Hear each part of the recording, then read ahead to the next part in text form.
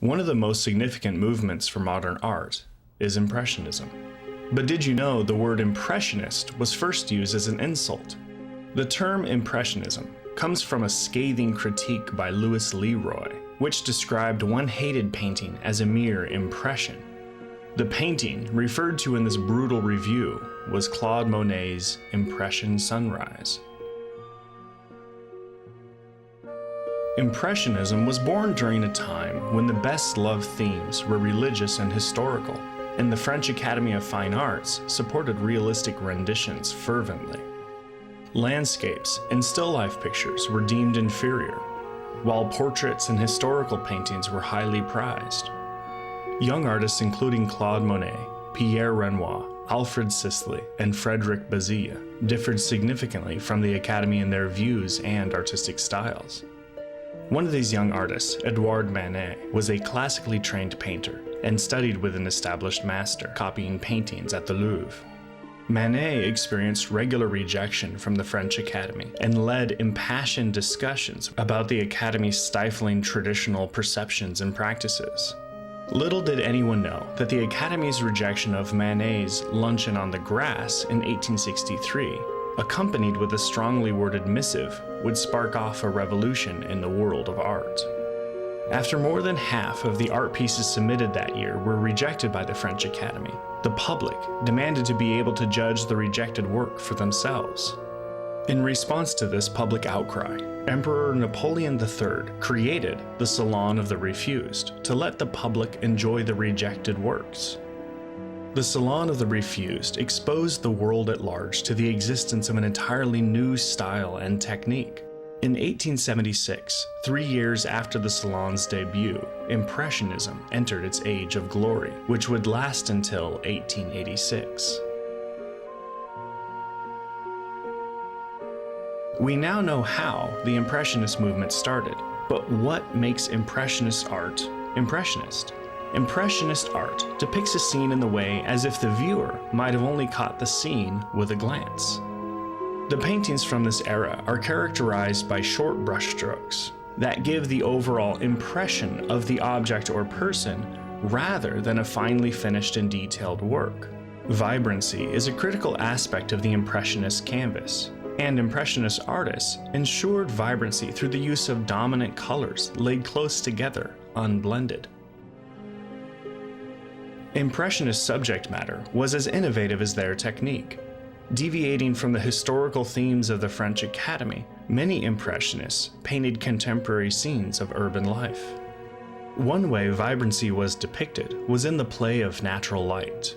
Monet depicts natural light faithfully in his Woman with a Parasol. In this work, Monet captures his wife and son in an outdoor setting where the bright sunlight touches the top of Camille's parasol and the flowers beneath her feet tinge the front of her dress.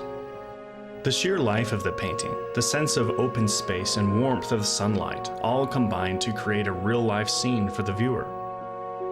All of this was achieved without the artist realistically finishing his central characters. Renoir was another Impressionist artist who chose to challenge the Academy with his depiction of risque and pretty maidens.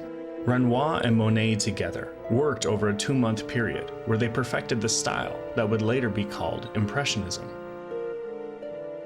During Renoir's early career, he had a passion for portraiture, which he carried with him even after his style grew more impressionistic. In fact, it is said that his success with portraits gave him the financial freedom to explore new techniques with landscapes and still lifes. Renoir's well-known Dance at the Moulin de la Galette showed his ability to communicate to the viewer a joyful and vivacious environment using a play of colors and subtle lighting techniques. The critics at the time were not happy with this work at all, though Dance at the Moulin de la Galette is deemed one of the best Impressionist masterpieces ever created. If you've ever seen depictions of ballerinas by Degas, you'll understand why he is known as the master when depicting the human figure in motion. He did not fully abandon the classical technique in favor of the unfinished style of rough and bold brushstrokes that the Impressionists favored. This was especially evident when it came to the clarity of outline and continuity of contours in his work. However, his style definitely took an Impressionist slant, and this is clear when you take a look at his later works that prominently featured ballet dancers. Degas, who's considered to be one of the founders of this complex era, actually rejected the term Impressionism and preferred to be known as a realistic artist. In the late 1880s, there was yet another revolution in the art world, where a group of young artists once again chose to adopt a style divergent from the popular Impressionist style. Paul Cézanne was the oldest member of this group of rebels, which included the likes of Vincent van Gogh and Gauguin. Known as a post-impressionist, Cézanne was doubtlessly inspired by the new style that Impressionism had given birth to. However, his inclination was to do away with the naturalism that Impressionists embraced. Symbolism was becoming the next big thing, although the style borrowed from Impressionist techniques quite heavily. Cézanne's work also differs from that of the early Impressionists by bringing a balance between the visual elements and the harmony of colors used.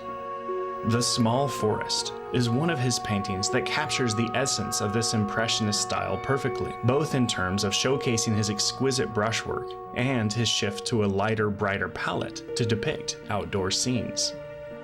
Cézanne's focus on creating structured paintings and carefully modulating color lay at the foundations for the revolutionary artistic style of Cubism.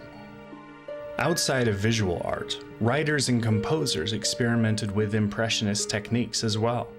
Charles Baudelaire's volume of poetry, The Flowers of Evil, inspired the symbolist movement in literature, which, like Impressionist artwork, communicated through non-formulaic impressions, with the goal of expressing the essence of a subject rather than reproducing it. Inspired by such poets, composer Claude Debussy deviated from the rigid formal structures such as the sonata and symphony in favor of less rigidly defined tonalities tailored to express the emotional themes of his work.